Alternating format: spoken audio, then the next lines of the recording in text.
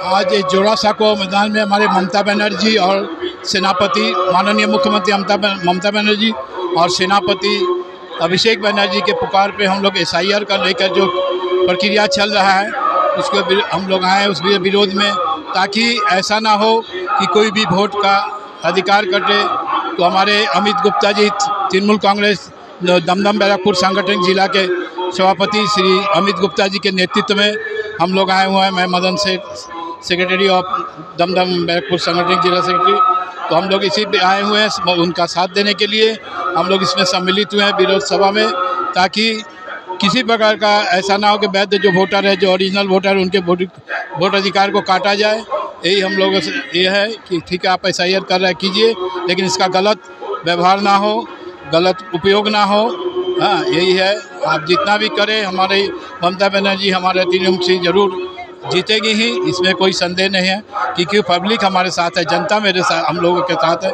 जनता हमेशा TMK के साथ है, क्योंकि हमारी ममता बनर्जी अभिषेक बनर्जी हमेशा जनता के लिए, पब्लिक के लिए हर कार्य करते हैं। उनकी सर्व सुविधा, उनके दुख सुख में हमेशा जारी रहती हैं। इसीलिए आशा है, मैं आपको नमस्कार करता हूँ।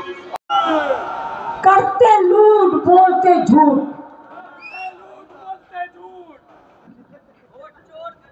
उसको चिहाड़ा है। हर सामने कुछ ना कुछ करके दिखाना है भाई। জগৎটাকে আমি নাচাই। বাংলার মানুষের আশীর্বাদ নিয়ে আমরা রাস্তায় নেমেছিলাম।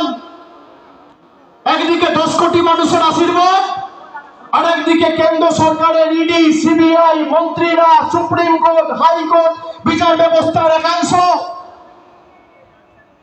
সংবাদ মাধ্যমের একাংশ, ইনকাম ট্যাক্স, নির্বাচন কমিশন, প্যারামিলিটারি ফোর্স।